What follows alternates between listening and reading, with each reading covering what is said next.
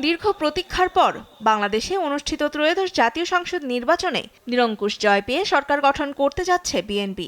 তারেক রহমানের নেতৃত্বাধীন দল বিএনপির এমন জয়ে দেশ পেরিয়ে উৎসবের আমেজ বইছে সৌদি আরবেও। তবে এই আনন্দের পাশাপাশি সরকারের কাছে রয়েছে বিশাল প্রত্যাশার চাপও।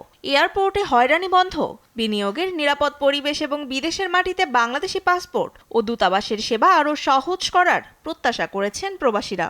দীর্ঘ প্রায় 18 বছর পর আমরা বাংলাদেশ জাতীয়বাদী দলের যে তারুণ্যের অহংকার তারেক রহমান আমরা বিজয় হয়েছি এবং আমরা অপেক্ষা আছি যে আগামী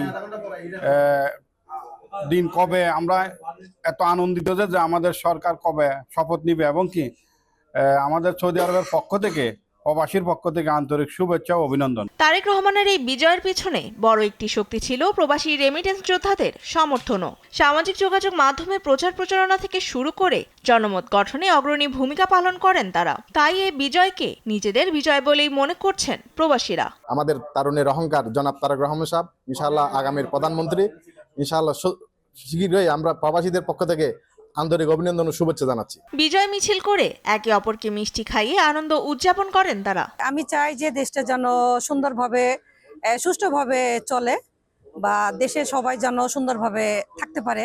আমি আজকে যারা বিজয় অর্জন করেছে তাদের সকলকে চট্টগ্রাম ফোরামের পক্ষ থেকে আপনাদের সকলের পক্ষ থেকে প্রবাসী থেকে অভিনন্দন জানাই। এদিকে উৎসব শেষে প্রয়াত সাবেক প্রধানমন্ত্রী খালেদা জিয়ার রুহের মাগফিরাত কামনায় মোনাজাত করেন তারা। নতুন সরকার প্রবাসীদের এসব প্রত্যাশা কতটুকু পূরণ করবেন তার অপেক্ষায় প্রবাসীরা। দীর্ঘ 17 বছর নিউজ ডেস্ক, দেশ টিভি। করতে যাচ্ছে তরুণের অহংকার।